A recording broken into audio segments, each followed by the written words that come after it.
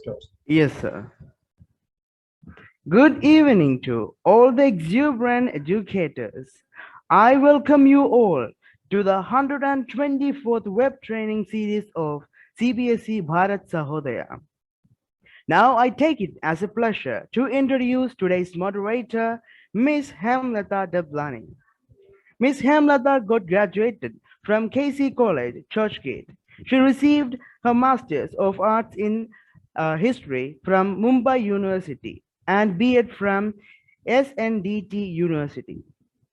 And she has 5 years of teaching experience in social science subjects.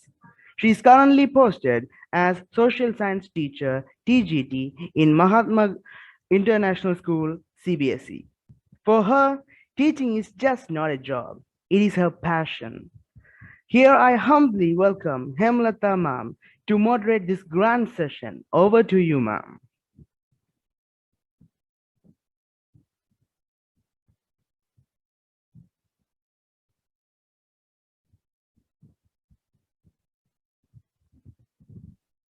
Thank you so much, sir. Hello. Am I audible, sir, to you? Yes, ma'am. Yes. Yes, sir. Thank you so much for a very nice welcome to me. And welcome one and all in Bharat Sahodaya. It is 124th web training session. Very good evening to all of dignitaries, all participants here of Bharat Sahodaya training sessions. Today's topic is tips, tricks, and guidance to clear doubts for economics. Term 2. We all know economics is itself a very vibrant subject. We all get affected by that, isn't it? The word sounds difficult to understand, but the more we get into it, the more easier it becomes for us. Yes, of course, everything in economics affects us financially, economically, educationally, as well as overall world.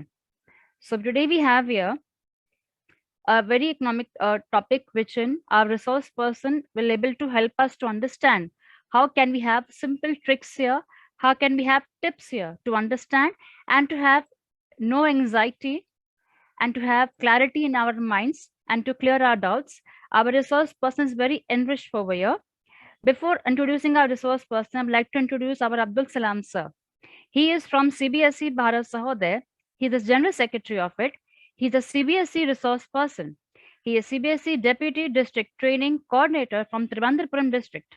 He is also the principal of the Oxford School, Trivandrum. He is also the founder of BTAG, the Educators Consortium. Very warm welcome to you, Abdul Salam, sir.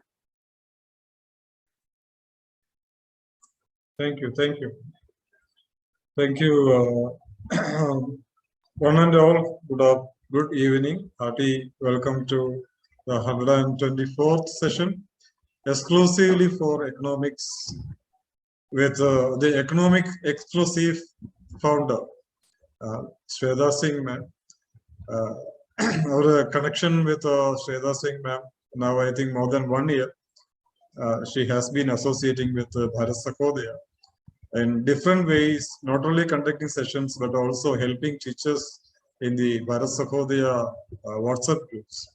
She is ever present, very active and very knowledgeable in terms of the subject matter, a subject expert, a coach, a trainer, whatever you call, she is at hand for everybody's help. So we are very lucky to have Shweta Singh when she offered this topic, this session for every one of us. We felt very glad, but we are in the heat of exams and all, and Madam said we have to have a session, and that's why we are here. So thank you so much. I take this opportunity to congratulate and appreciate Shweta Singh ma'am for having been associating with CBSE Bharat Sahodaya, and wholeheartedly welcome each and everyone to this session. Please reserve your questions and shoot at the end of the presentation. Thank you. Thank you. Over to Hemlata. Thank you. Yes, sir. Our resource person is Shweta Singh, is an educator working in the field of economics, teaching training for more than 20 years in school and colleges in Delhi, NCR, India. She is learning designer and STEM specialist, working for art integration in curriculum designing. She is MA Economics from Delhi School of Economics, B.Ed from CIE, Delhi Universities, and BA Economics Honors from Hansraj College, Delhi University. She is a founder, Economics Exclusive, the holistic destination for economics education. She teaches economics and related courses to high school and undergraduate students. She is a pedagogy designer and holds seminars for economic students for content enrichment with problem solving, competency building. CBSE teaches towards pedagogical improvement and incorporating active and experiential learning techniques. A very warm welcome to you, ma'am. Hand over to you, ma'am. Thank you so much, ma'am. Thank you.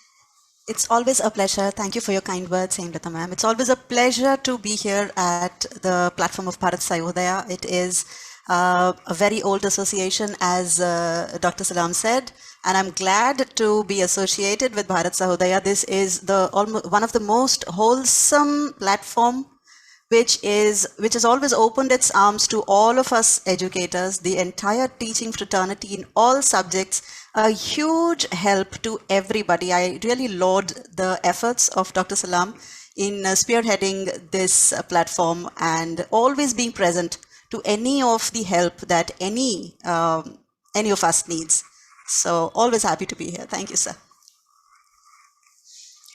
The reason that I thought that this session might be helpful is that I was getting queries, and teachers were finding it, there was this because there has been a big major change in the entire curriculum and the presentation and the paper formats, etc. So there was this hesitation and a bit of uncertainty among all of us. It's not just one particular area or one particular subject, it's all of us. There is uncertainty about how to equip our students to this vast change, as well as how to equip ourselves in this vast change. So I thought it would be good to give whatever I know and to collaborate and share our learnings with each other regarding how to prepare our students for the best kind of preparation and performance for this particular term 2 exams that we are facing. So that was the idea. Earlier, I did plan to include both 11th and 12th. I have to put a little bit of 11th still, because I think all of us are teaching both 11th and 12th, and a little bit of a preview, first 5-7 minutes would help, because it's to a large extent integrated. So if Sir allows, and if it's time, then we might just shoot off. Can we start, sir? Yes, yes. Okay, great. So then I'll share my screen.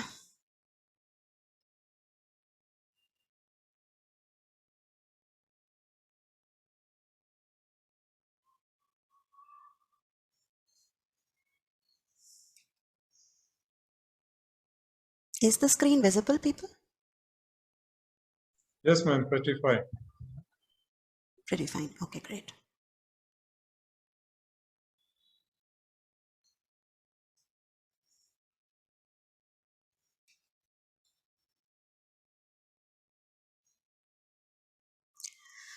Fine. So if the screen is visible, then you can see that it's titled Economics for Class 11 and 12, Tips, Tricks and Guidance to Prepare for CBSE Term 2 Exams. That's exactly the objective that I was trying to put.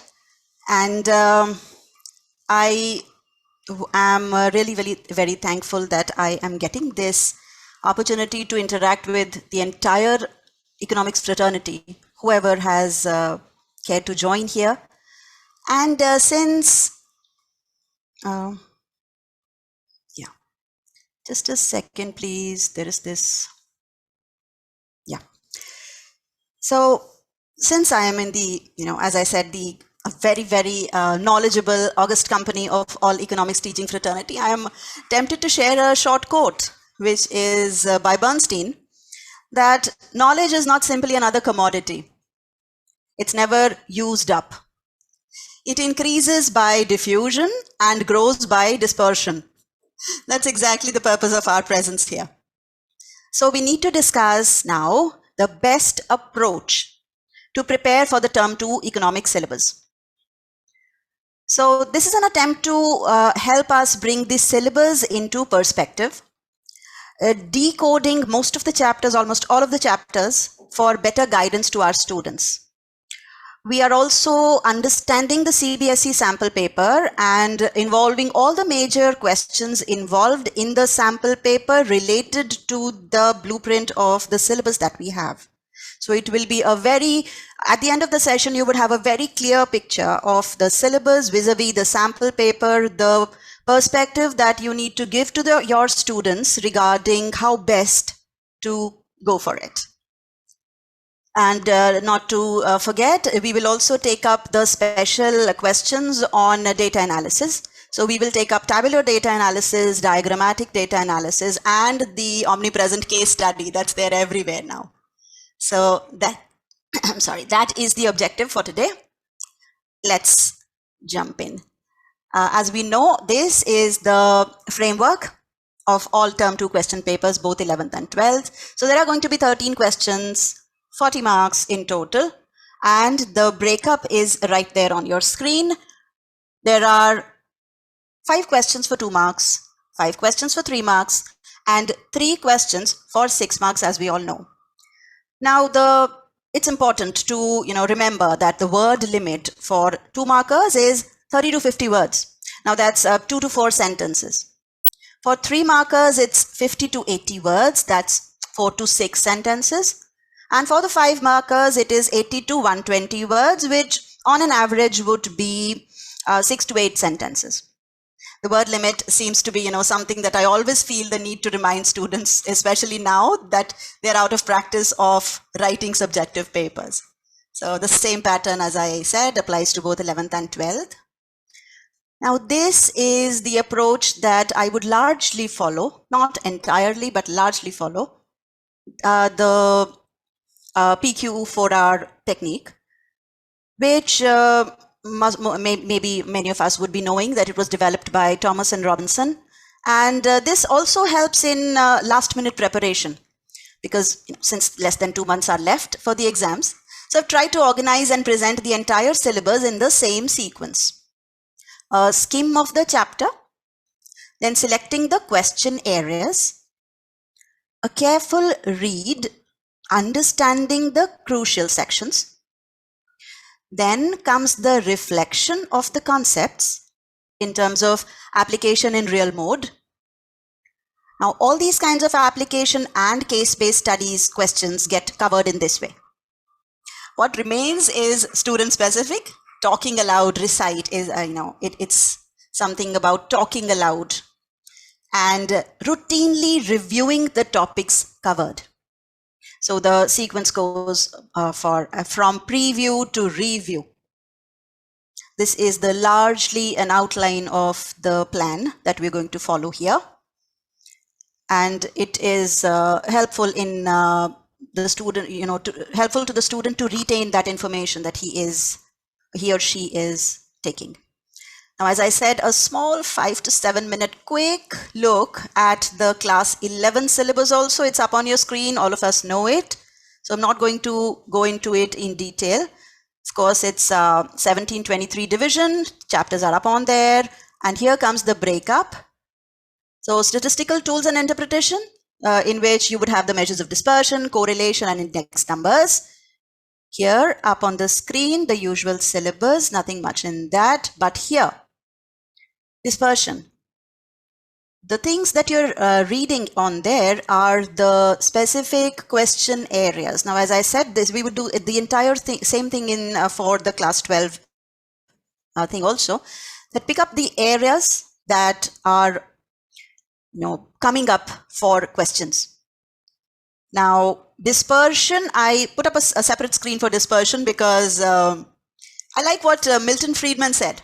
The problem of the world is to avoid concentration of power. We must have dispersion of power. Unfortunately, what we are seeing in the world today is quite troublesome. Not, of course, not entirely related to what we are seeing up here on screen. But if we talk about concentration of power and dispersion of power, you know what I'm talking about. So we economics teachers know that there must also needs to be a measure of dispersion. As per CBSE, it's only standard deviation. Why am I putting this picture up here? That is your reflect aspect. So because I was getting some questions on the methodology part also. So this is a part on the reflection thing. Now, my favorite topic is not, give me a calculation of standard deviation. My favorite part of this chapter is who is a more consistent player, Sachin or Sehwag? So that is what I like, and maybe you do it too. So that kind of situation. So it's just a hint of how I would want to go about it. And the same thing in the other chapters. Correlation, for example, you have up there the topics that mostly you would find, largely you would find these particular topics in the present syllabus, of course.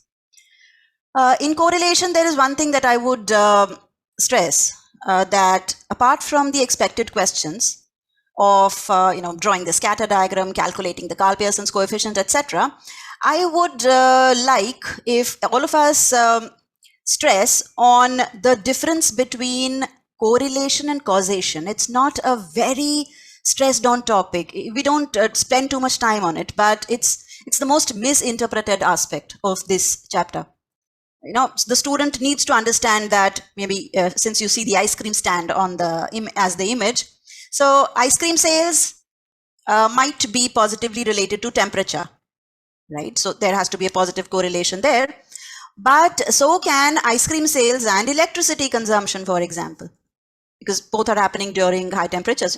Both are increasing when the temperature is rising. But there is this difference between causation and correlation.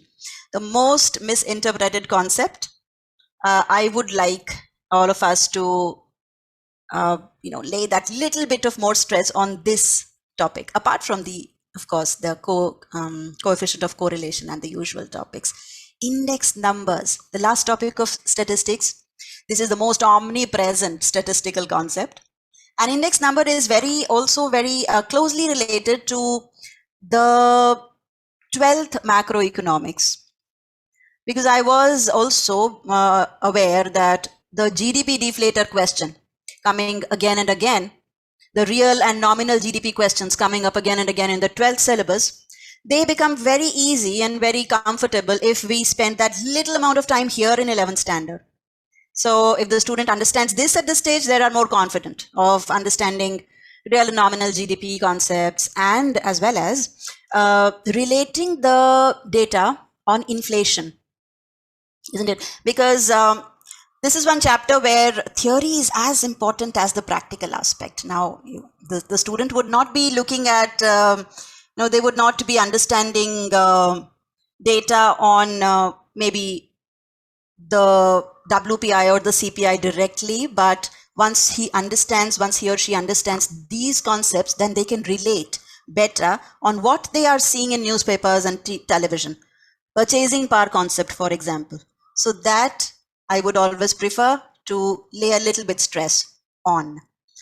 Microeconomics, this we all know. These are the topics up here: production, cost, revenue, and supply. A small breakup of the production and cost area, that chapter. We can have a lot of critical thinking, problem solving, brainstorming, everything in here. Why do I have that image on the slide? It relates to it. It symbolizes the informal sector daily wage labor returning to their homes after job losses due to the pandemic. So this can bring into focus the fact that in short run, variable factor employment was changed. Of course, this again gets related in the 12th standard when we are doing casual labor.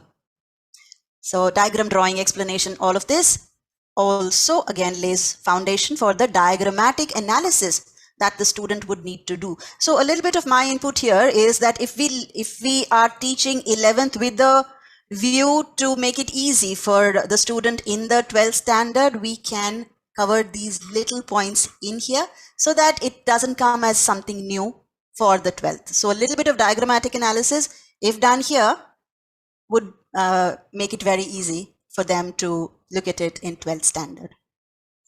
Supply, I'm coming to the close for the 11th part. Supply is often not given enough time and attention because so many of its concepts are already related to demand and students are quite comfortable with it by the time supply is introduced. But supply chapter contains many aspects that are a launchpad to understanding the economic environment around us.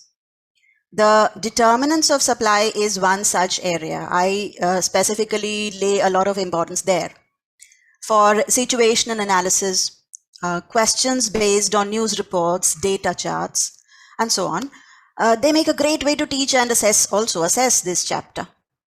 The image here relates to the latest budget, from which umpteen examples of tax and subsidy policy changes can be picked up to predict their effects on supply.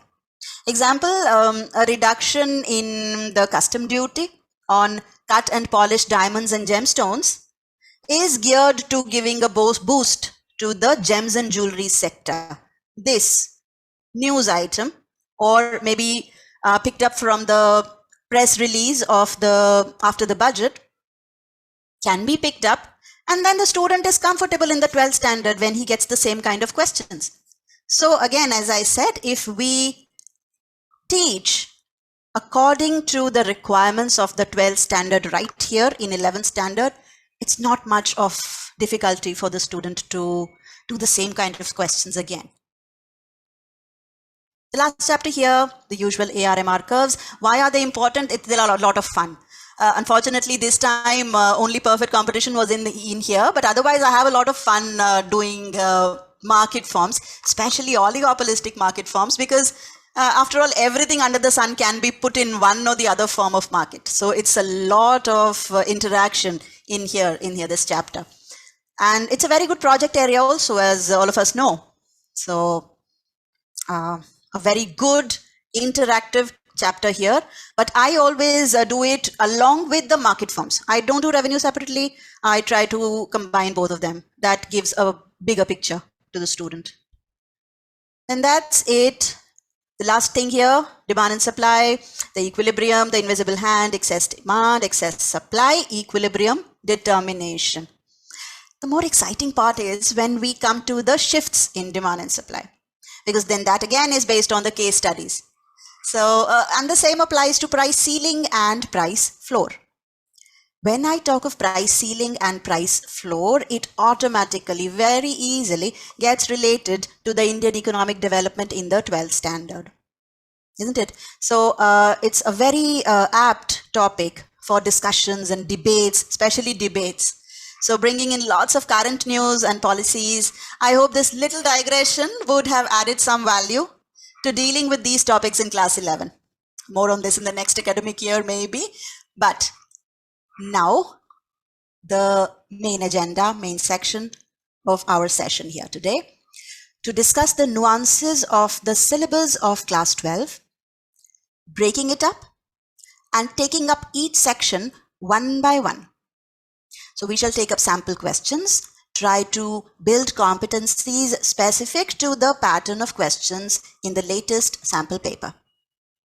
As I said earlier, I would use the PQ4R method. So preview the topics and subtopics, separate out the questions, analyzing them, trying to answer the sample questions, reflecting on the topic, trying to solve problems, and then that means taking up data analysis and case studies, and then discussing the topics. So let's start. There's the syllabus breakup. The first unit, of course, national income and related aggregates.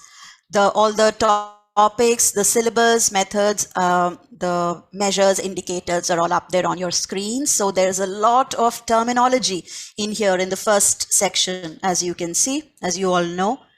The second section, of course, contains the methods, the indicators, the conversions, and everything of that area. Now, if we talk about extracting the specific topics out of this unit, I find this as covering, a large part of it. So if we are picking up domestic territory, normal resident, the first classification, then we are going over to the classification of goods in terms of intermediate and final, production boundary, talking a little bit about that, and then the major classification, as we all know, the consumption goods, durable, non-durable, services, capital goods, producer goods. This entire classification section is the next section that we can separate out. Then comes the circular flow method, only 2 sector coming, so pretty easy. But we need the student to understand that, very carefully. It's always helpful to understand the circular flow with the 3 methods of calculating national income inbuilt into it. That I have seen is more effective to help the students place the methods in their right perspective.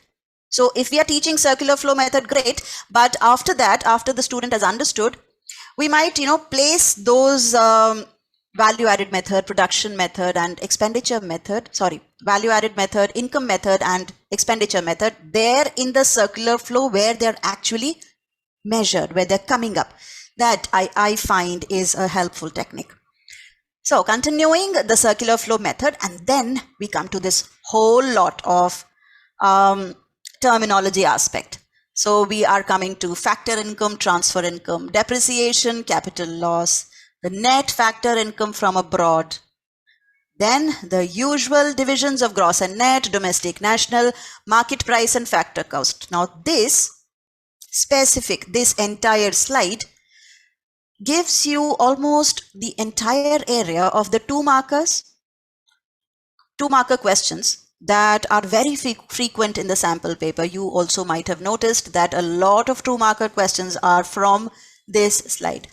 So when we are talking of students who are finding it difficult to manage the course at this time, this is one area where they can focus on, because if they do this area and something more, which I am going to talk about later, they are going to get those passing marks which they need, because we have all kinds of students that we have to help out. So this particular area contains a lot of those 2 markers and maybe 3-marker questions also, which would help them tide that learning gap.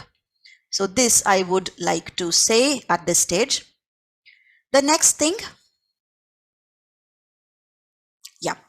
calculating national income, the methods, of course, the value-added method, income method, expenditure method, and the last part of this chapter. When we take up the value-added method, the 3 methods, they are, of course, they merit a lot of time and attention, because it's not just the numericals, there's a lot of theory regarding every little aspect of the components that are a part of these methods, right? So when we talk of value-added method, we talk of value of output, broken up into sales, change in stocks, intermediate consumption in itself is a topic on its own, treatment of exports and imports in here, double counting, then the precautions, and of course the numericals.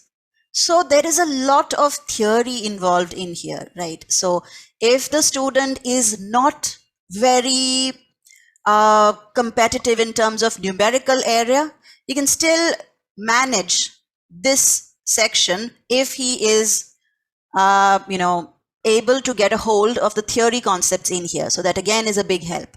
So there, because we do deal with students who are not very comfortable with the numerical aspect alone, but then if they know these small theory concepts, they can again bridge the gap.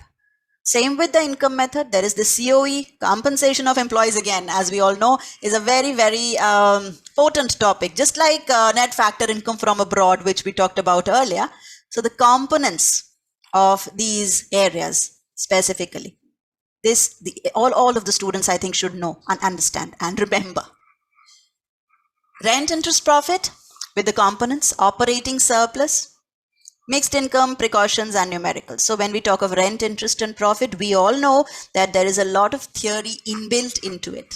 As I said again, if we do that theory aspect very carefully, even if we don't know the numericals, we'd be able to manage that. Now, of course, I'm not just talking about those students who want to tide over that learning gap, but I'm also talking about all the students that there is no way in which we can take this lightly. The little details of the components of the different types of methods, that has to be very, very carefully done, because there is a lot coming from here. Expenditure method, of course, then PFC, GFC, GDCF, GDFCF, the entire components again. There's a lot of work up here when we talk of capital formation, because then, we can have those short questions there where we have to select. Those are, the omnipresent questions, whether it would be included, whether it would not be included, and so on. So these questions, of course, would also help the student to, deal with that almost essential 3-marker coming in here. But what I love is this last section of this unit. The last section of this unit has a life of its own. It holds tremendous weight, not only in view of the exams, but also in terms of the visibility in the economic environment around us. Because, the student might not necessarily read about, say, the value-added method in the newspaper, but they are likely to read about nominal GDP, real GDP, green GDP, or maybe alternate measures of development as indices, and the position of their country in those. So I feel this last part of the chapter needs to be taught as well as learnt in a very detailed manner and with a lot of interest and time at hand. So this definitely merits attention by us as well as by the students. You would think about what are those cartoons doing up here on screen. It is a cartoon from the New York Times, and it's a very famous one. There was a whole series on this that shows a high-income man versus a low-income man. So there's that high-income man in the blue and the low-income man right there, and you're seeing what they're doing. The high-income man is stressing, huffing, puffing, doing his job, and the low-income man is relaxing at the beach, having nothing really, maybe other than a glass of orange juice. So what is understood here is that maybe that high income is not giving you happiness, welfare, that aspect. And this is not just required for economics, it's required for life. So apart from everything that we are talking, it still is very, very important to appreciate and understand. So coming back to economics, questions with a given situation. These are also very common, that you're given a situation and then you're asked the effect of that situation on GDP as well as welfare, right? So that is what we can stress on. We can also, we have to talk of externalities. We have to talk of non-monetary exchanges. This non-monetary exchanges topic again is a very, very debatable and a very animated area of discussion. Why non-monetary exchanges? Why to include? Why are they not included? And interestingly, the same question occurred in the sample paper also this time. So externality as well as non-monetary exchanges. In fact, that entire page of GDP and welfare section, every point in that is a discussion, has a life of its own, as I said. So this is definitely a must-do topic, which no student should leave. This was that section which I said that apart from those terminologies in the beginning, this is one section that the student has to do, should do. Even the students who are, called low achievers, not very comfortable with the name, but for those students also, this is one part that has to be covered, because it would help them to, get those marks, as well as understand the entire meaning of why we are doing this, the whole point of it. As I said, I won't be reading about the income expenditure method anywhere in my life, maybe, if I'm not, into the field specifically, but I should understand about the externality concept, about the non-monetary exchanges, about the green GDP. So this is one thing that merits attention, hands down. So this is my take on this unit. Now it's time to pick up the sample questions, the way that this unit was covered in the latest CBSE sample paper. So we see that there was final goods and intermediate goods question carrying 2 marks. Then there was that question, as I said, we have to have this 3 marker where we are covering whether all these things are included or not included in maybe national income or domestic income or whatever. And 1 question on the components. Here it's NFIA, maybe it's COE, maybe it's something else. But the components of the first chapter, the terminology aspect, is something that holds a lot of importance there. So these were the questions, the first part of from the first part of the chapter. And it helps if we segregate the questions chapter wise. As I said, I'm following a particular approach of learning. And so now this is the extract for the questions from the second part of the chapter, where we are talking of the real and nominal GDP. The first question, for example, becomes just a repetition if we do this very nicely in the 11th standard. But anyway, okay. So positive externalities, negative externalities, as we just discussed.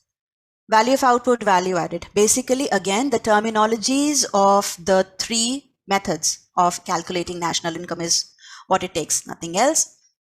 And then the non-monetary exchanges. How do the non-monetary exchanges impact welfare? It can be externalities, it can be population, it can be inflation, it can be anything. So as I said, that entire section on GDP and welfare is very prominent, has always been very visible in the question paper. And this is one section that nobody should miss. I think I have covered almost everything in this first section, national income section, and it's safe enough to move over to the second section, determination of income and employment. It's very interesting how both these, heavy loaded chapters are in for term 2.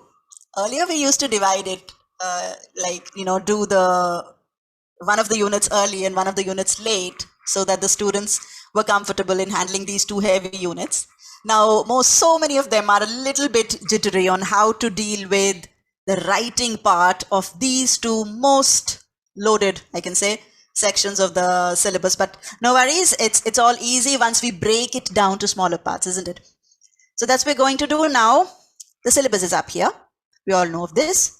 So there's aggregate demand, there are propensities, there is the equilibrium determination, there's the multiplier, there is this small concept of full employment, involuntary unemployment. Now this also carries weight separately, a life of its own, as I said.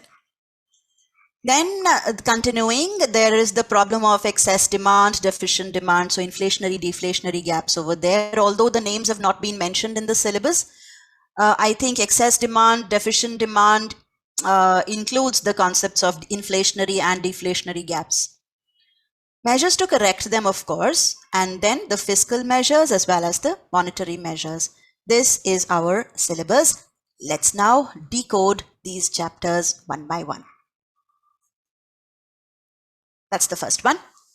So aggregate demand definition, of course, the components, of course, with the schedule and the diagram, and then drawing the diagram, chalking out all the characteristics of the aggregate demand curve. It requires time, patience, and practice. So then we come to propensities. Once the student understands this, I haven't seen that there are many problems, but once it is understood properly what is happening and the numericals have been done, then there is no problem. If the understanding part lacks, then students might find difficulty over here. But as we see, There have to be questions from here, 2 markers, 3 markers, the propensities to consume, propensities to save, numericals on this needs to be done for sure. Aggregate supply, short run equilibrium, ADS approach, savings investment approach. Now this is earlier on, it was a complete 6 marker that we used to prepare the students for, isn't it? So ADS approach and saving investment approach, we have seen that now mostly we don't have a complete 5 marker or 6 marker question, 5 marker this time question coming in. We are seeing a split. We are seeing a 3+2 kind of trend.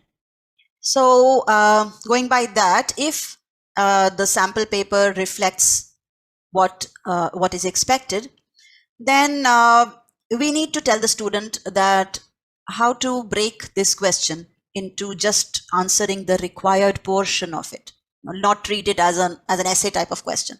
He goes on writing. So that I think needs to be told. And therein another question of the dynamics involved in the equilibrium, like AD less than AS, AD greater than AS, how do they come back to the equilibrium? Same with saving investment also. That part, it has a lot of visibility in the question paper. So I think that needs to be stressed. And it's easier if we do that with the diagram. So if we do it with the diagram, that what happens when AD is greater than AS, how do they come back to the equilibrium? Same with saving investment, how do they come back to the equilibrium? These dynamics, the students are more comfortable here, and it does have a lot of probability also, if I can call that probability, in getting included. Especially in this 3+2 kind of environment, when a long answer on the ADS approach or the SI approach is, if it is not there, then maybe the concept of it and then explaining the dynamics, that style, we might see that. Then ex ante and ex post investment. Now this also, I feel that the concepts of ex ante and ex post should be taught and explained, because it's not that they don't know it. They know the concepts of ex ante and ex post from the term 1 also, correct? So if it is applied properly to these concepts here, it does give a better perspective. So again, it's not mentioned per se, but I feel mentioning the names ex ante and ex post and making the student put everything together does no harm. I have done that.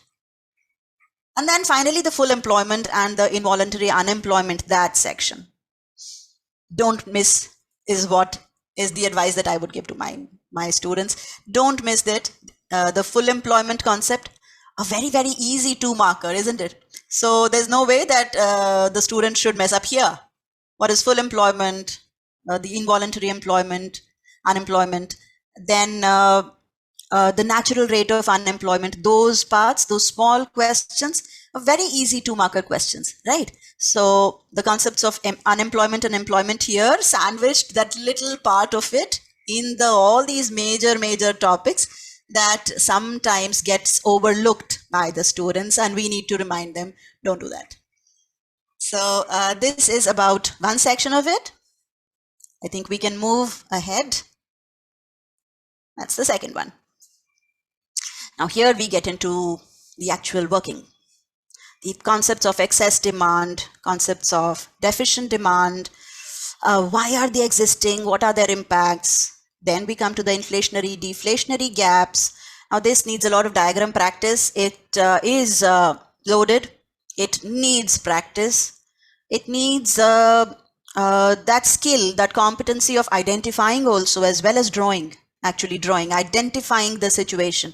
Because so many times, as we know, the question starts with identification and then goes on to the remaining part of the theory. So if the identification is wrong, it all goes messy. So that skill needs to be given. Just giving that diagram or a little bit of hint and making the student identify the situation and then giving the remedies. Remedies, talking of remedies, there are the fiscal measures and the monetary measures. Now, most of them remember also the monetary measures because they have done it, a lot of it in term 1. But how to again put it, presentation part of it, that needs to be told. They don't know that. Unfortunately, the presentation parts needs to be stressed the entire time during the term 2 preparation, especially for this very traumatic, the time that has been faced by everybody. So because of these changes that all of us have seen, the presentation aspect has been a little bit neglected. So although the monetary measures conceptually they know, maybe they even remember and can easily quickly relate, but how to write it properly and not weave a story which doesn't have a beginning or an end, that needs to be, I think, stressed. So this is dividing the unit into small topics, giving you maybe a blueprint of the entire syllabus, this chapter. But now what needs to be done is relating this chapter to the sample questions that have occurred in the question paper. This is one topic, one question about the psychological law of consumption that we see very often, isn't it? So we see the questions usually on income increases, what happens to consumption, what happens to savings. So this little detail on the psychological law of consumption, that also I think we should not let the student overlook. Then of course there is the usual question, the 5 marker, for example here, a complete 5 marker on the monetary measures. So any 2 monetary measures to justify the problem of inflationary gap in the economy. So this is state and discuss. So exact names and crisp discussion. But of course, what is the problem of inflationary gap, that needs to be given, and then the explanation of how that is being solved. Diagram won't hurt. Numericals, of course. So I haven't given the numericals. The most important part is that there are numericals on these topics. So numericals on equilibrium, of course, propensities, and the multiplier can also are very, very common. The how much increase happened, what is the expected increase. So questions based on the formula of the multiplier, easy and scoring. So these small numericals give you straight 2 marks with not a lot of effort. Same pattern of questions. So a must do for all students. I hope I'm not going too fast and everybody is okay. The last section, we come to Indian economic development. The current challenges are 18 marks in total. Most of it going to current challenges in the Indian economy. Always the current challenges have been the most, most marks are usually given to this section, no exception this time also. So there is that's your syllabus, the employment, for employment. So how it grows, how is the change in the workforce participation rate, in the formal and informal sector, problems, policies. Now, changes in workforce participation rate in formal and informal sectors. This is a very simple sentence, but it involves a lot of stuff in here. So formal sector, what is it? Informal sector, what is it? How do we compare the two? What are the advantages of each? That is automatically included over here. And then of course, the workforce participation rate, their trends and other things. We would come back to, come again to separately to employment in the next slide. Infrastructure, one of the most important, most topical chapters, I would say, because the government is laying so much stress on infrastructure that a very probable case study very easily taken up. So infrastructure, I would never say that it's just another small chapter with only health in there. Although the energy part is now not included, but even if we take just health, case studies are a very easy inclusion in here. Problems, policies, critical assessment, specially written in the syllabus. So critical assessment of the health infrastructure. This, a proper answer, I think, needs to be prepared for this.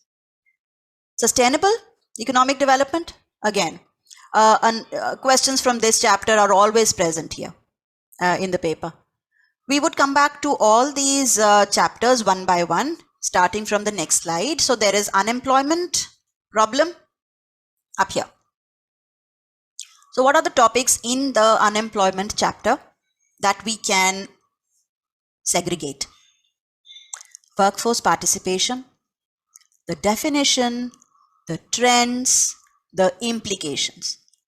Broadly speaking, if we divide the classifications into rural, urban, and male, female, that classification and the understanding and the trends is what I would say the student needs to be very clear upon. So workforce participation, what is it?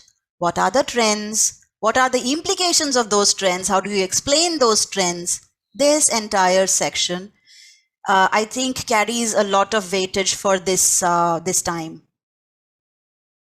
Then another very visible topic in every year, this is the distinction between the self-employed, the regular salaried, casual labor, identifying them, and then their distributions across the gender, region, sectors, as we have in the books. So this is a very easy data analysis question also can be built up from here. The tabular data given or the diagrammatic data given and a specific question asked for these trends, right? We'll come to the sample questions also later on. And then, of course, the casualization of labor. All of us know this has always been a very, very major and important section. So casualization of labor done with a lot of case studies. I think it should be taught with case studies and not just telling them what is casualization of labor, because nothing explains better than a case study for this particular topic, I feel. Too late for that now, but casualization of labor has to be, is easily separated out as something that merits importance. As I said, informal, formal sector. So distinction between them. Informalization of workforce. How is it happening? Why is it happening? The area of jobless growth. So jobless growth related to casualization, related to informalization, the entire aspect of it, because we all know India has seen this characteristic and it is almost a specific to Indian development trend. So the jobless growth part, along with the diagrammatic analysis, I have included this section only for my diagrammatic analysis explanation, the area of jobless growth. I think the diagrammatic relation to the concept and the small case studies which are there in the NCERT needs to be all put into perspective and understood in a combined way. And then finally, the causes of unemployment and the policies. So this, I think no harm done if we put a little bit of inputs of the current scenario going on. If we, along with just stating the regular policies, we should, I think, encourage students to put in Make in India, to talk about education reforms, talk about NEP, why not? Then these two schemes of PLI has been going on before also, but it has again been stressed in the budget that the production linked incentive scheme, because it boosts production of goods necessary for job creation, social welfare. So basically there are financial incentives for businessmen in form of tax rebates, lower import-export duties, these kinds of easy land acquisition norms. So this is a very common, everybody knows about these incentives. The students also know about these incentives. So no harm in, just telling them, okay, this is also one, it brings their, gives that topicality to their answer. PM Gati Shakti, this is one budget specific policy. And I think it should be told, even if it is not stressed to put in the answer, but it should be told to the student, because a case study might, start talking about it. So it's good if the student knows about what is the PM Gati Shakti scheme. And it's not something very alien to them. It's just a pure infrastructure focusing scheme. It just talks of 7 engines of economic transformation, which are roads, railways, airports, ports, mass transport, waterways, and logistic information. So these 7 engines of economic transformation they are talking about, and a purely infrastructure scheme. So I think we should tell them about the PM Gati Shakti scheme this time. If not for the answer, then at least to make them comfortable with the case study in case, because it's the latest budget. So I think it merits. Infrastructure, just health this time. But before that, the concept of economic and social infrastructure. So what is economic infrastructure? What is social infrastructure? That little bit again for the 2-marker style questions. And then we come to the main terminology of the GBD, the urban-rural divide that holds a lot of merit. Then, of course, these problems of communicable diseases, poor women health, nutritional problems, lack of manpower problems, the usual problems that problem area specifically done properly. Because, you know, since only health is there, then we need to do it intensively. So no editing there to everything that is given. Then, of course, the solutions. Now, because the critical assessment part is specially mentioned in the syllabus itself, I think this entire section of health and this needs to be assessed critically. That answer needs to be prepared properly, relating the problems with the solutions. Of course, solutions, budget allocation increasing, public-private partnership, so PPP schemes, policies like Ayushman Bharat, and as the image says, the term of medical tourism. I think that also is, I think it should be included in our discussion and the last minute skim. So what is it? Why is it? The medical tourism section. So that is, I think it covers most of the infrastructure related areas. And we're good to go into the sustainable development section. Sustainable development chapter, in view of the SDG goals and the attention paid to it throughout the world, is more than ever relevant, so that the student knows about them and understands exactly what they're talking about. So environment, the terminologies, the carrying capacity, absorptive capacity, the concept of environmental crisis. This is a must do. Again, you know, terminologies, never leave them. Terminologies are important. An IED answer would look very layman-like if terminologies are not present in there. And we also know that there are keywords. So terminologies need to be learned. I would later talk about, of course, the learning part of it, but I would always say that terminologies, even if the question appears to be a very general knowledge kind of question, terminologies, putting them in makes your answer appear to be an answer which is worthy of a 12th standard student. That is what I would tell mine. So never just talk about it in a general GK manner. Talk about it with the terms that, so whenever the answer comes, think about what terms are associated with this particular answer and not just start writing in a story-like a way. That is, I think we should all make them remember again. I know all of us have given all these instructions, but these are the last minute preparation tips that, you know, if it makes them remind of what we have already told them throughout the year. So the last minute things that need to be told to them, this is one of them. Opportunity cost of negative environmental impact. So opportunity cost concept related to the negative environmental impact. This used to be a very, probable question for a lot of years. I don't see it in the, I think I don't see it in the sample paper this time, but still, I think this needs to be done because it's a very nice 3-marker that fits in very nicely. So opportunity cost in terms of spending in technology, R&D, exploring resources, health cost, financial burden on the government. So this particular aspect has been treated very nicely in the NCERT, and it is a spotlight, a focus point of the chapter. So the opportunity cost needs to be understood, although it's a little bit technical and subtle, but I think this needs to be done.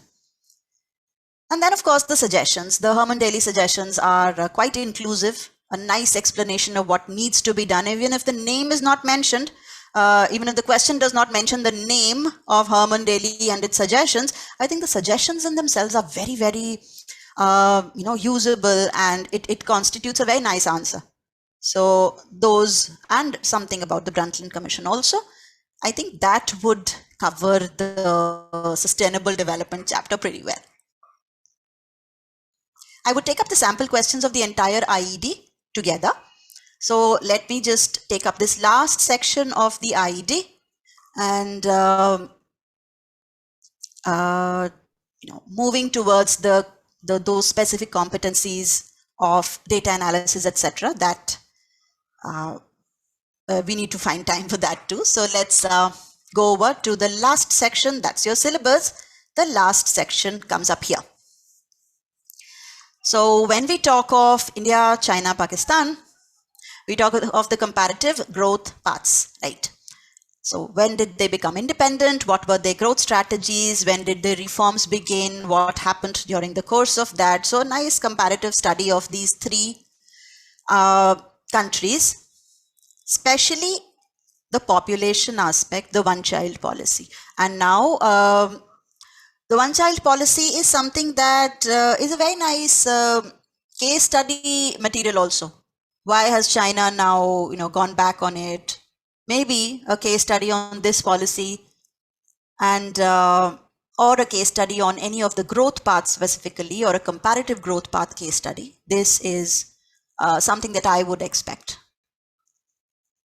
Then the comparative sectoral development. This is the specific area. These are the specific areas of the comparative study. So about the population, the sectoral development, which deals with the changing shares in GDP and employment of both the countries.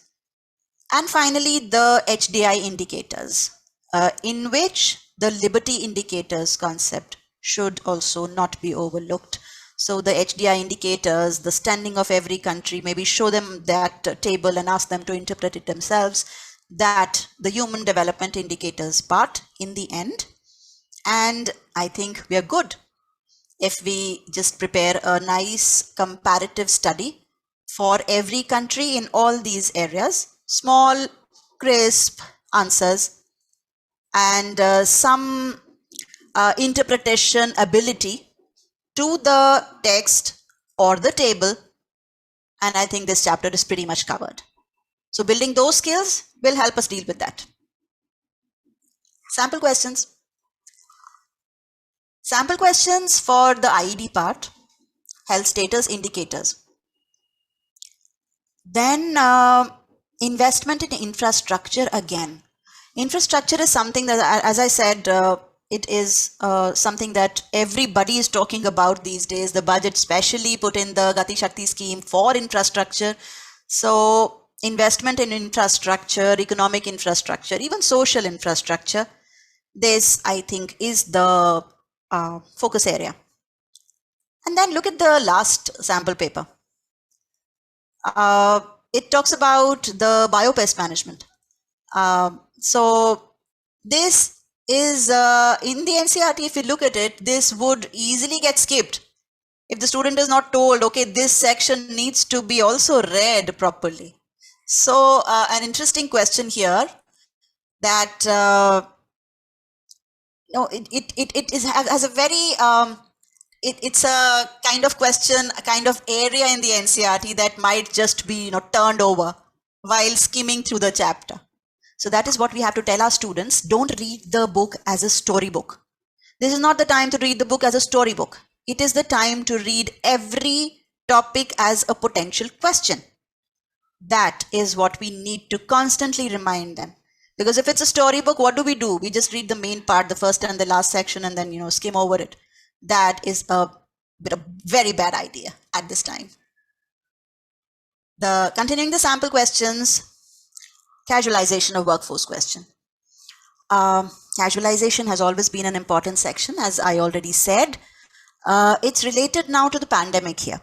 Of course, very simple to relate the casualization to the pandemic problem. The informal sector size has increased tremendously after the pandemic. Pinch of salt that that informal sector also only had kept the economy growing at that time. But still, that does not justify the increasing size of the informal sector in India because of the vulnerability part of it. And that is the last section. Discuss any disadvantages of casualization. So we are talking about the increasing vulnerability of the labor. So a very nice 3-marker, crisp, and the student knows exactly what to write if he or she has, understands the concept, the relationship, and the disadvantages. Then we come to the case studies. Data analysis is what I would pick up first. So you see this question. I picked it up from the sample paper only to make it more identifiable. So this question talks about comparing the two economies on one criteria. Now please notice, one criteria means the student does not need to look at this entire table and try understanding it. So the first thing is read the question. Read the question and see what they are looking at. What are they asking? Because there are a lot of stories going on here. What is a data? They say that data are just summaries of thousands of stories. Tell a few of those to help make data meaningful. So we need to pick up which story we need to focus on. There are a lot of things going here.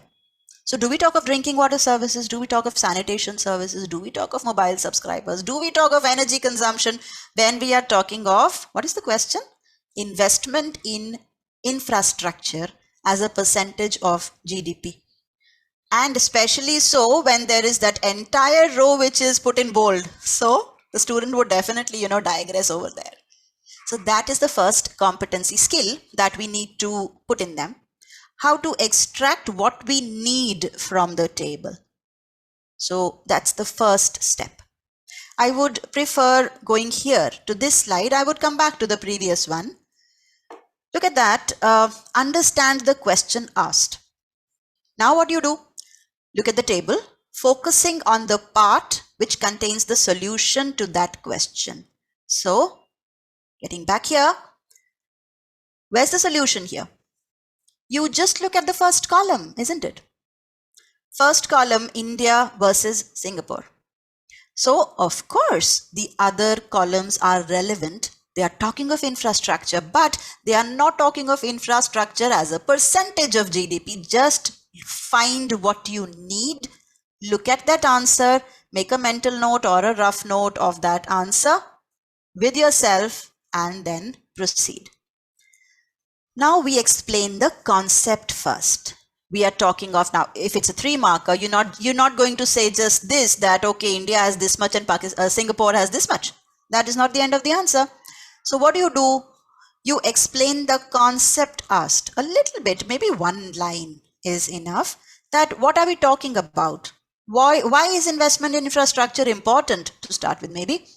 So why is it important? What do we need? Why do we need a high investment share? So talking of that, the question itself.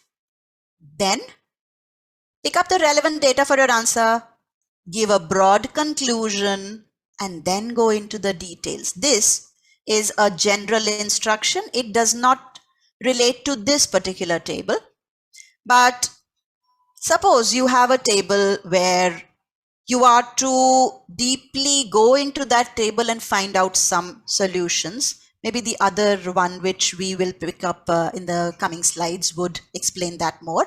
So this is one suggestion, the step 4, which I feel makes the student gather maximum number of conclusions. So pick up the relevant data, give a broad conclusion, then go into the details of the rows, columns, and cell entries. This is, I think, a very, very good procedural drill that the student can do. Okay, I don't have to go for the gold immediately. I have to look at the general trend and then look at the specific row and column that contains the answer and then the cell entries. This step would be more put in place if we look at this table. Now, what is happening here in this table? This is also picked up from the sample question paper. Now, here they're talking of women worker population ratio, rural urban areas. Women workers.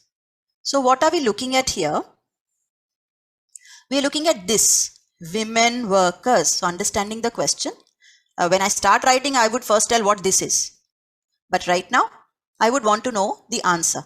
So women workers, rural and urban areas, comparison and analysis. Correct? So what do I look first? Compare and analyze this versus this is what I understand. Correct? Now, this particular question only wants me to discuss these two figures. This might not always be the case. I might be asked to analyze this particular table, suppose. And in that situation, I need to get maximum number of conclusions. Suppose that is because, I don't need to just solve the existing sample question papers with you. I need to also discuss how to deal with a tabular data question. So I'm talking right now about how to deal with a tabular data question, not just how to deal with this particular question. Okay. So keeping that in mind, suppose I have to deal with this table. What do? I look at the totals first. This is what I would suggest all the time. Look at the most general information first and then go into the specifics. What are the specifics? The rows and the columns. So the row here, there's no total column. No, here it is. The total column and the total row. This is what we look next and we make our conclusions from here. So we know that the total here, sorry, not this one, the total work population ratio here, this is 34.7 people are the workers, right? And then we are talking about the total of men and the total of women. We find this trend, we write it down, we explain it.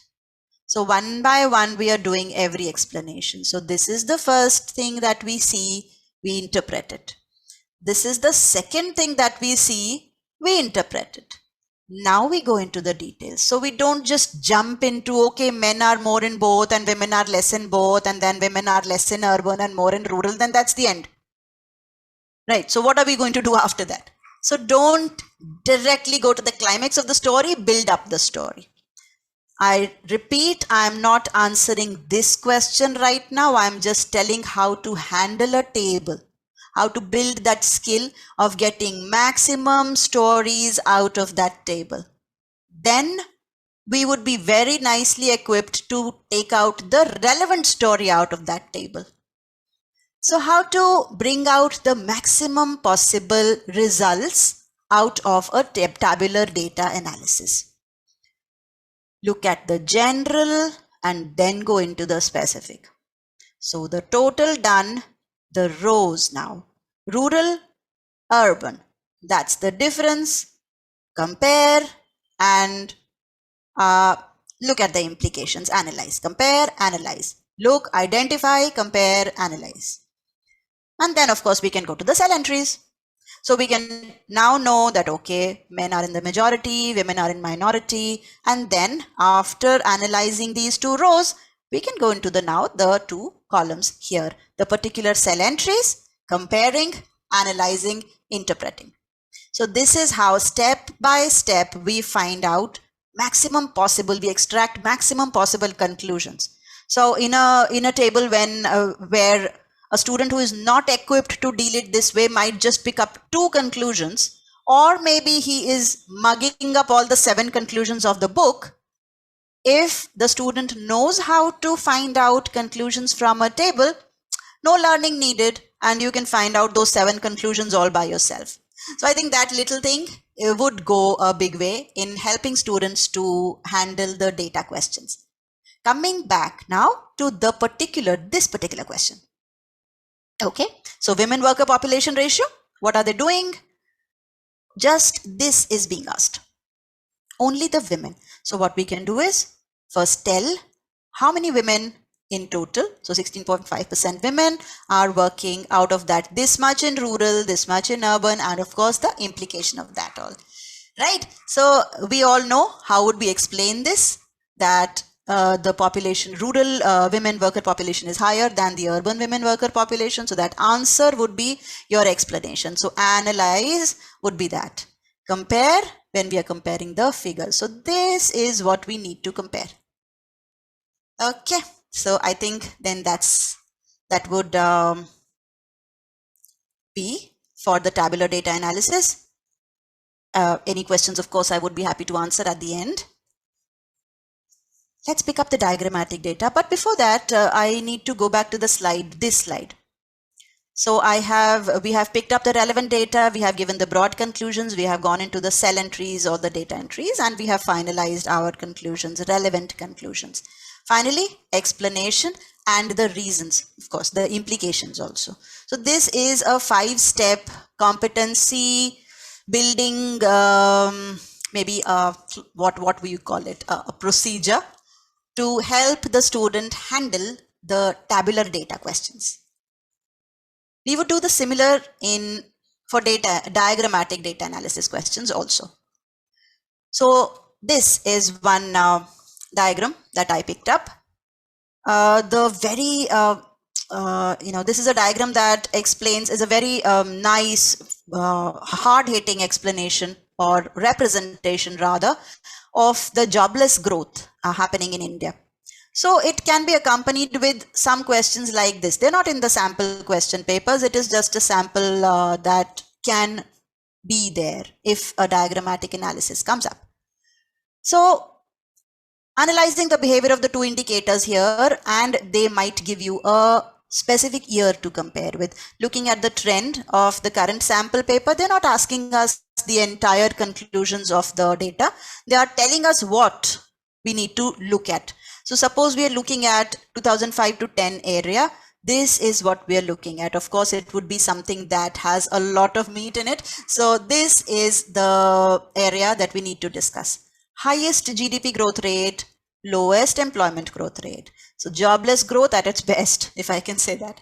So this is that representation we need to focus. What term? So this is jobless growth again, and we are analyzing the behavior. And when we are analyzing the behavior, we are of course giving the numbers. So this is the rate of growth of GDP. This is the rate of growth of employment. And what are we seeing up here? So when this is maximum, this has dipped down to its minimum, even lower than what we started from. Well, maybe that we won't add for this kind of a short question. So this difference, the divergence, and then the terminology, and maybe the explanation if need be, if there is a question for that. So a diagrammatic analysis again would include this kind of a procedural step building, that we are understanding first what we need to look at. Again, there are 1,000 stories put up in that single diagram. What do we need to look at exactly? So we're understanding the question asked, just concentrating, put our blinkers on, just see what we need to see. So concentrate on the asked variables, make a rough note of the behavior. Okay, this is happening. Now identify the facts, relate the variables in the graph to prove it. Okay, all right, this is happening. The graph is showing this.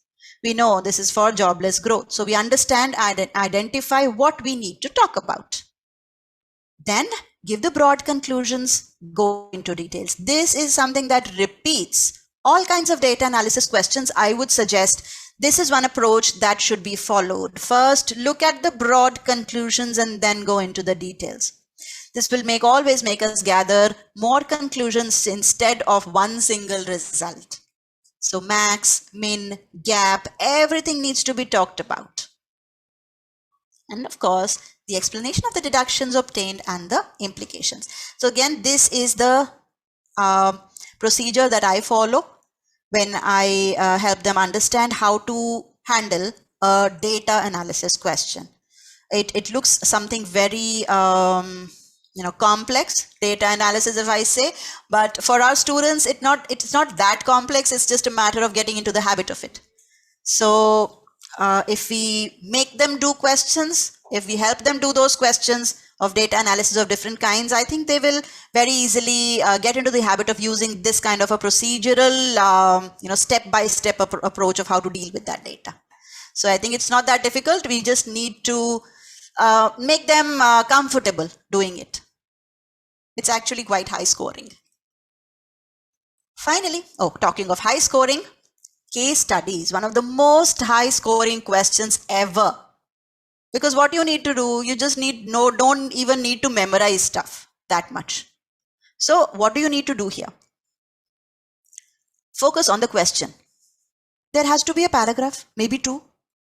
What do you do with that? So don't start thinking, where did the mangoes come from if you're asked how many mangoes were there. No, don't digress. Don't get lost in the story. Focus on the story according to the question that is being asked. Now, we're all noticing that the pattern this time is that the questions are coming from the passage. Earlier on, we were also seeing that the passage was there, but topics were not from the passage. They were related to the topic, right?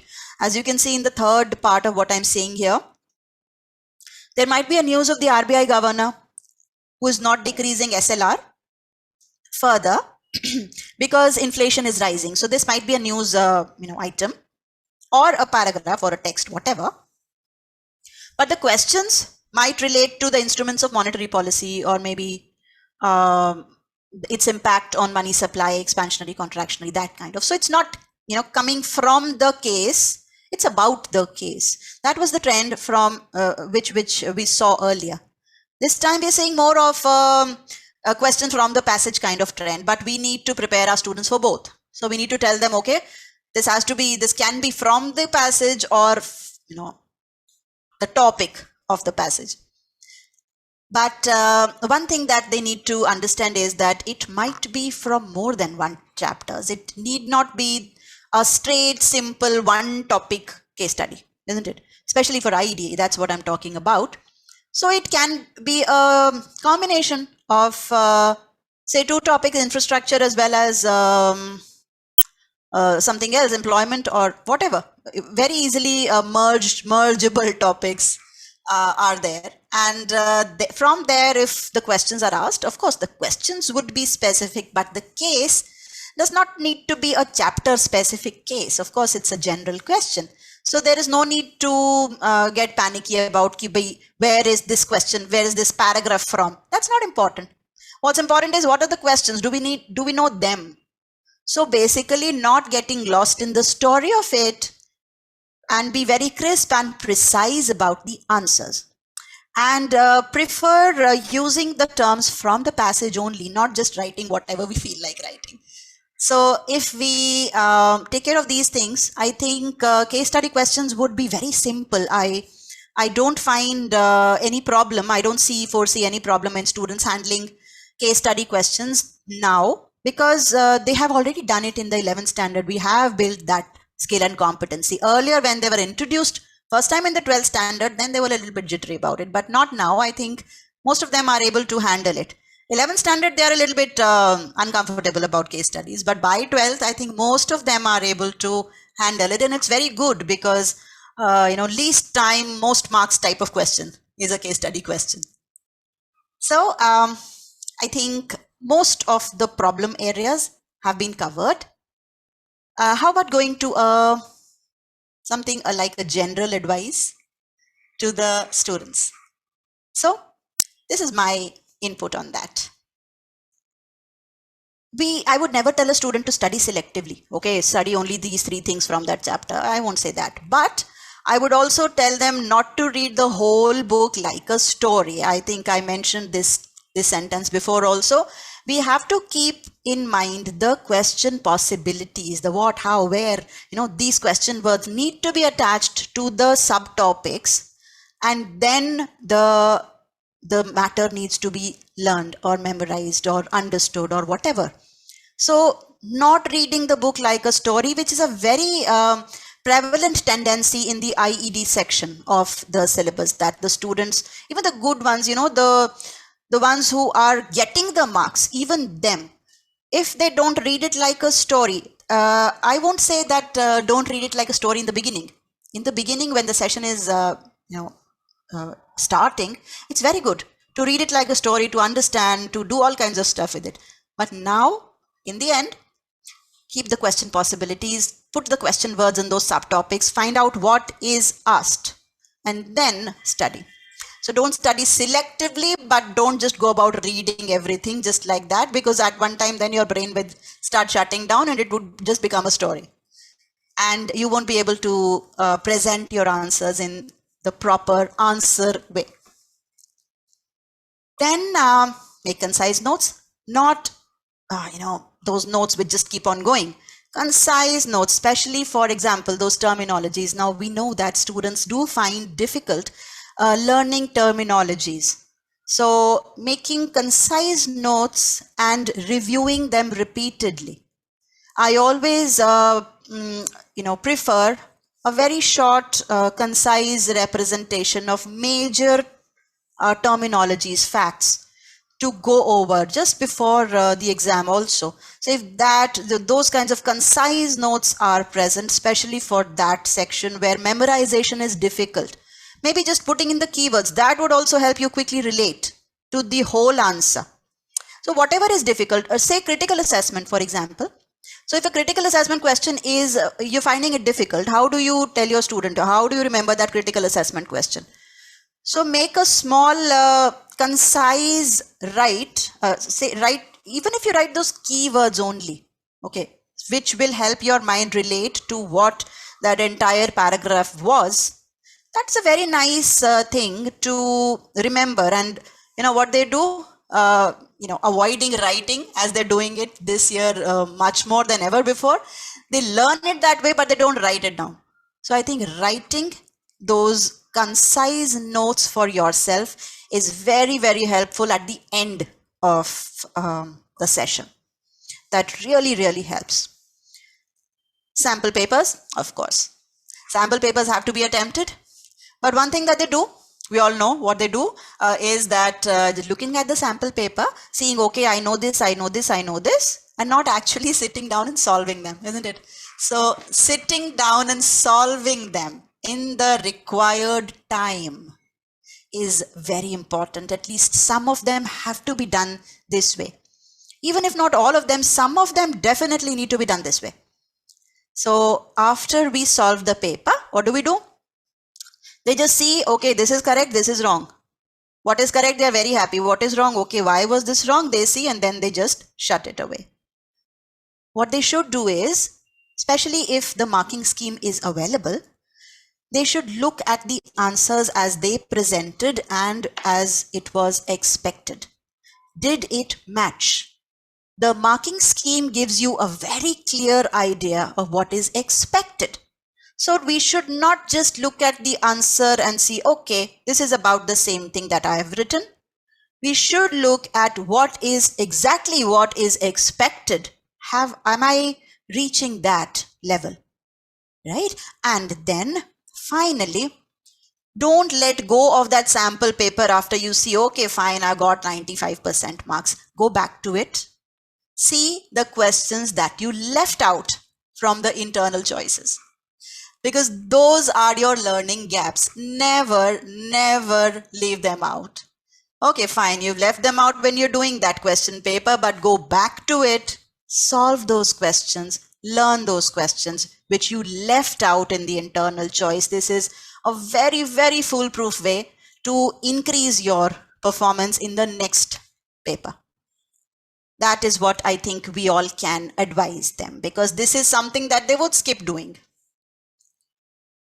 Then the usual suggestions, short sentences, preferably points, word limits, drawing the diagrams wherever applicable and relevant, and try to answer in sequence. It's always easy, it's always comfortable if you are answering the questions in a sequence.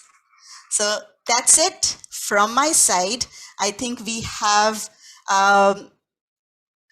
taken up a lot of time, and I need to interact with you also. I haven't yet seen the chat box also. So I'm seeing the chat box now. Thank you so much, everybody. And thank you very much.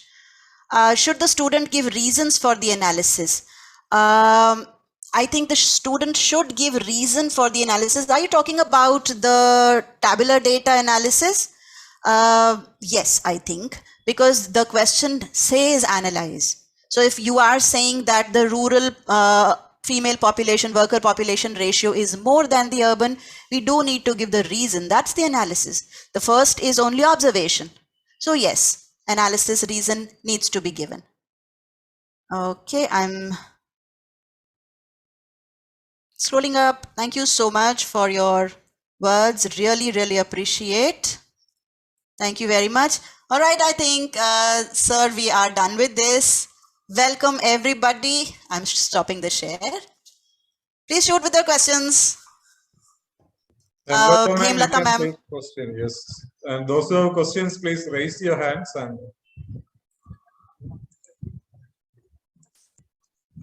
Hemlata ma'am in between left, I think. Participants, if you have questions, you can raise your hands. Madam will be answering your questions. I think this was self-explanatory, very simply and very well explained. Kaumati is there. Kaumati ma'am, you can ask. Ma'am, good evening, ma'am.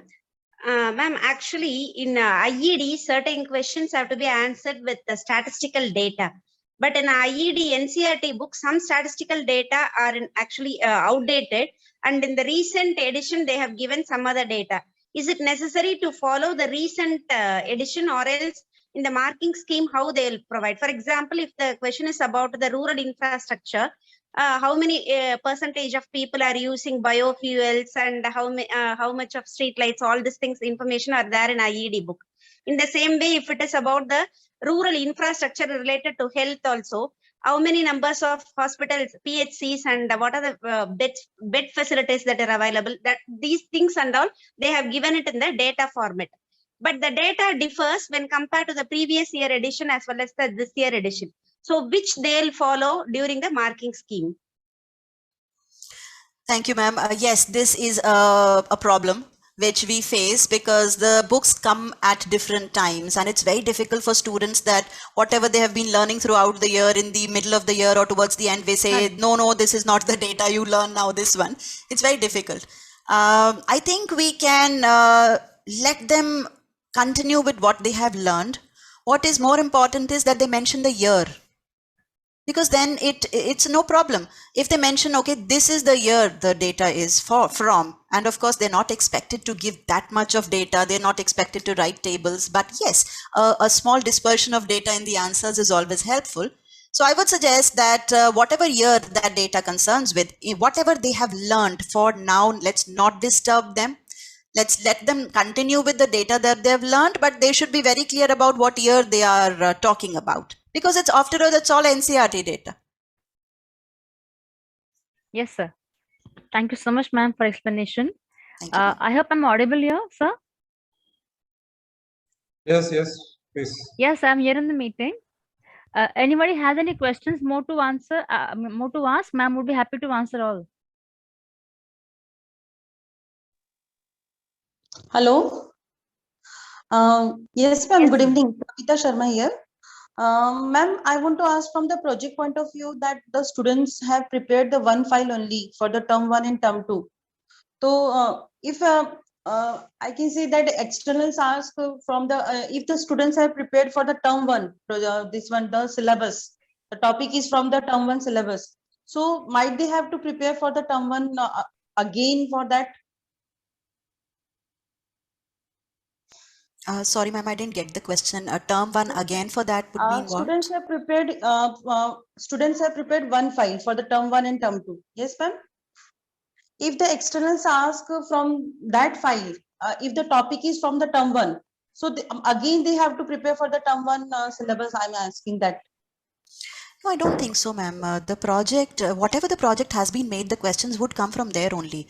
I don't think if the project selected is from the term 1 part, maybe, then of course the student has to be equipped for that. But I don't think any externals would be asking topics, general questions from term 1 at this stage. Now, since the syllabus has already been divided into 2. So general questions should be from term 2 only, but yes, whatever the topic selected, that has to be, of course, very intensively done. Yes, ma'am. That is how I'm asking. Yes, ma'am. Thank you so much, ma'am. Shrija P. Nair, ma'am. Your question is here, ma'am. Yes, ma'am, it was a outstanding session that you have given, and so many doubts. Really, it was doubtful. That is, we came with so many doubts in our minds, and so very thanks to you for giving such a good session, and for Salam Thank you so sir. much. Thank you so much. I'm glad that it benefited. Yes. So thank you for Salam sir also. He is always giving such sessions for us. And I would like to know, ma'am, here graphical type questions as well as case-based questions are coming, no? So is it necessary that we have to give, as you have said that explanation should be given, no? If a term is asked like workforce participation ratio, if it is said, we have to give definitions for that. So is it necessary that first of all the students have to give the definition and then only they have to assess that table or that graph and then give rest of the explanations, because always it is coming for a that is more mark question. Yes, ma'am. This was a question, but it became very clear once we see the marking scheme of the sample question paper. So once we see the marking scheme, we see that they've divided the 3 marks. They've given the first mark to the concept, and then the second mark to the observation, and the third mark for the analysis. So if they're doing it that way, so it becomes very clear that they are expecting at least something on the, the asked terminology itself. I myself did pay attention to this part of thought that you're saying, that okay, why does the student need to talk something, maybe a sentence or so about the concept asked.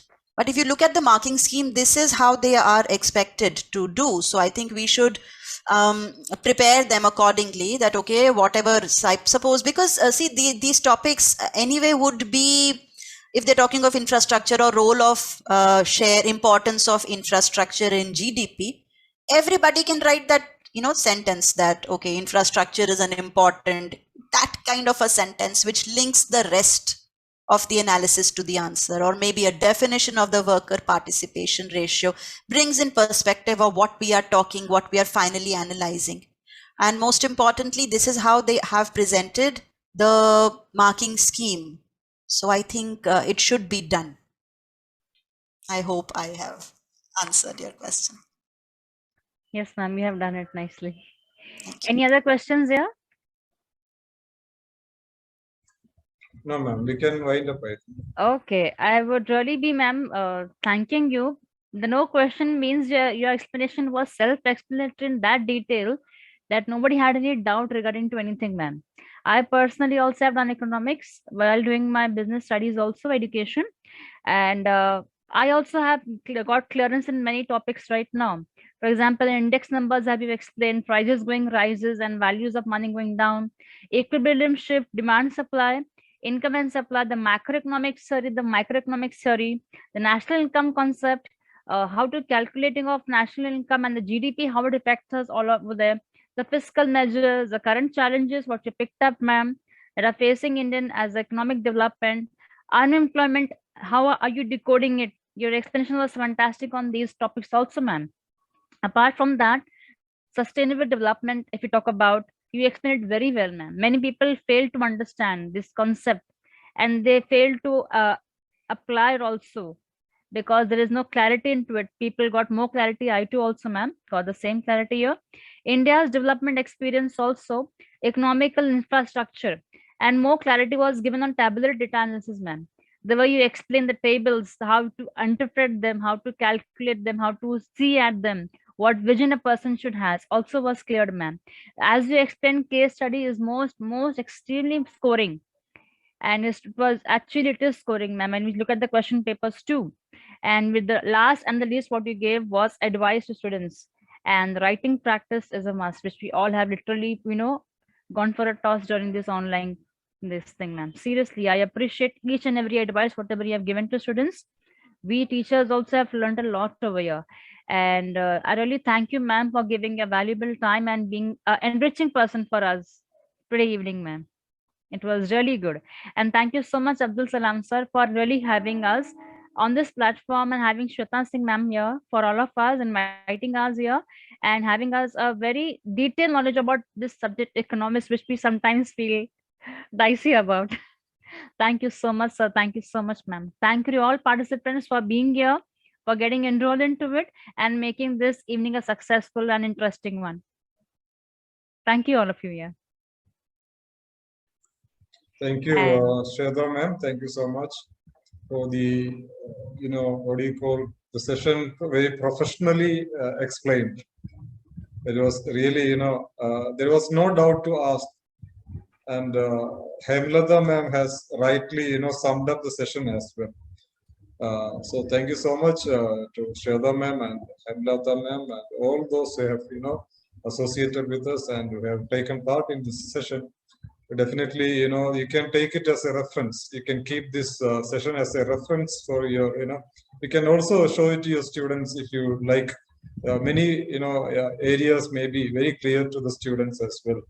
We'll be releasing this video maybe tomorrow or day after tomorrow on YouTube. You can take it as a reference. So thank you so much, Shweta ma'am, and all who have, gathered on this particular platform. So thank you so much, sir. The YouTube Thank you, channel is a sir. very, very big help. I myself go there sometimes to look at things that I need to, and it's a very nice initiative on your part and your Thank you. entire team.